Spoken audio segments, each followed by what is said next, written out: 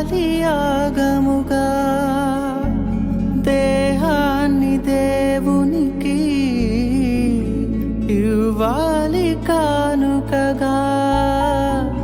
క్రీస్తేసువలె దేహం కావాలి యాగముగా. నీ ధనము ధాన్యము కంటే ఒక పాపి మార్పు ముఖ్యం. నీ ధనము ధాన్యము కంటే ఒక పాపి మార్పు ముఖ్యం. ప్రకటించు క్రీస్తు కొరకే